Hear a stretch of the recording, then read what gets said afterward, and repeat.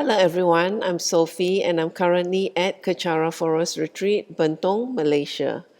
And I'll be reading from this book, Gurus for Hire, Enlightenment for Sale, an insider's guide into the relationship between spiritual teachers, students and centers, by His Eminence the 25th Samtuku Rinpoche.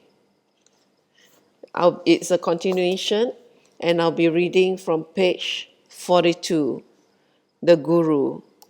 And before that, I will share with you a picture. This is a picture of my Guru with his root Guru, Kapje Zong Rinpoche, in the background, the picture in the background. Right, page 42, the Guru. Guru comes from the combination of two Sanskrit words, guna, meaning good qualities, and ruchi, meaning a collection. So, guna and ruchi is a collection of good qualities. Temporarily, for now, we need a guru on the outside, but the outer guru leads us to the inner guru. Without the outer guru, there is no guideline for our practice. It is impossible. In worldly life, we need teachers, we need help. Everything we have in life has been acquired from a teacher or someone who has taught us, a parent, at school, a relative, etc. Whenever we want to achieve anything in ordinary worldly situations, we must have someone to guide us and lead the way. We respect that person and we speak nicely and politely to them. If we fight back, show no respect, do not listen, and do the opposite of what the teacher tells us to do, then we will not be able to learn or perceive as quickly. This is just for our ordinary lives, which is only for about 60 to 80 years. For our spiritual lives, when we want enlightenment, where the road and direction are much more complicated, difficult, longer, and even dangerous at times. How can we achieve this without a teacher? There is no way we can achieve this without a teacher. Not everything can be learned from books. I was just reading a commentary about spiritual teachers which said very clearly that if we only read books to study, we can only reach a very low point. Many questions cannot be answered. We need a teacher with experience to explain these things to us. If books were enough, then the Buddha would have emanated as books, and he would never have spoken a single word of teaching. If teachers were not necessary, Buddha would have never manifested as a universal teacher. No one has ever become enlightened without a teacher. It is impossible without a teacher. Not in this world, in this age, at this juncture. There may be other world systems where Buddhas have manifested, turned the wheel of Dharma, and given other sets of teachings where those beings could run on their own for a while.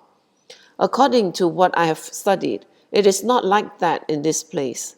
In this fortunate aeon, 1,000 Buddhas will appear. The fourth Buddha was Shakyamuni, who manifested 2,500 years ago. Even after Shakyamuni, many superior Buddhas and Bodhisattvas have appeared to teach and benefit, such as Manjushri and Chenrezig. Many great saints and masters like Jesus Christ and Muhammad have manifested all over the world. We have not had, and probably will not have, the opportunity to attend their teachings at this time. At our stage, at this point in our lives, we will probably never see the Buddha. This does not mean that the Buddha does not exist. We just do not have the karmic affinity to see an enlightened being. So how can we receive the Dharma if we cannot get the Buddha to teach? In our present pitiful state, where we cannot see the Buddhas, nor receive their teachings or hear from them, who will be compassionate enough to teach us and give us guidance and help? Who will put up with our delusions, our anger, our complaints, and childish problems? Who would do that all day into the night, free of charge, with no expectations? Here is an analogy. During a famine, when you are very poor, someone might come along and give you a little bit of money, which you use to start a business. When you become very wealthy from that business, many rich patrons come to your shop, and many people do business with you. Who is kinder to you? The rich patrons who come later, or that single person who helped you in the beginning? That person is like our guru, while the Buddhas are like the patrons that come later. We can only see the Buddhas by practice. The practice can come only via our teacher. Without our teacher's blessings, practice, instructions, and his giving us the Dharma, how will we ever reach a state where we can actually see the Buddhas, perceive and listen to them directly? In order for wood to catch fire from the sun, we need a magnifying glass. That sun is like the Buddha. The magnifying glass is like your guru, and the timber or wood is like yourself. If you just stick the wood under the sun, it will never catch fire. It works in this way. The guru never teaches in a way that he expects things back from us. Our gurus give out of compassion, with the motivation that we may be free. Our guru teaches us on the basis of compassion and on the basis of reality. He has spent his whole life studying. He has given up his pleasures and worldly pursuits and anxiety for money, position, and status, so he can study the Dharma, practice it, and convey it to us to change our lives. When we put our gurus on the throne, it is to show our respect for the Dharma. Monks and teachers are put up on the throne in all Buddhist countries to show respect for the Holy Dharma, our second refuge. It is not to uplift that person. How beautiful or ornate the throne is reflects the devotion you have towards the Dharma. The Dharma talks, and the Dharma that is being conveyed from these thrones.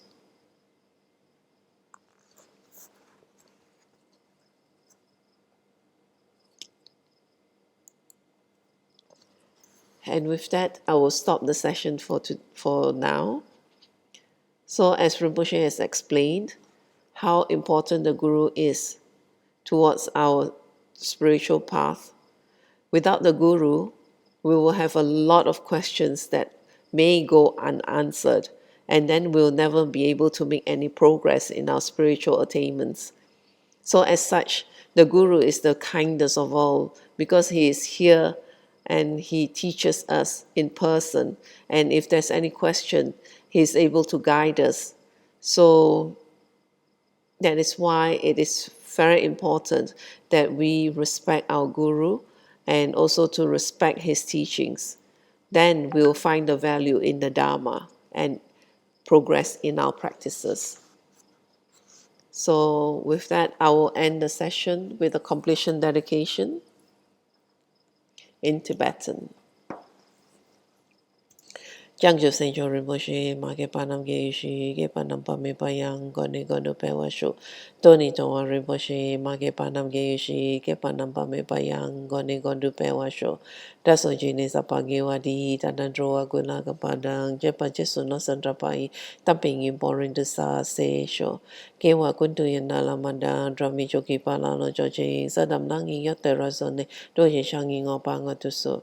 Gewadi yododa lama sangyo droyon drowa chikya malupa de isalago basho joki ka posungapa chosunamba pewala geki samasi wadang tunki malu sangwasho dadam sangyo desenda drowa songi latene gewa losantrapai tampa yurifa gyushi ni modele sendele ni mingu nyendele shin ni sendatu dele pel kunchu songi jingilo kunchu songi ngodroso kunchu songi trasi sho Yeso nama ko sanap ting ching nam ka trini cho cho ke pada la sam tempe dro mi sap songi dro e musa tato ni yu shi gang we raw we ko we shin kam den pen dan de o ma lu gyo in channel se one ten sing get so yi sha pe shi de ba du den yu shi home tom pe ngo tro ma lu pa den da la sao du so ko dan den pa long shot nam ke pa so shik shuk den sao.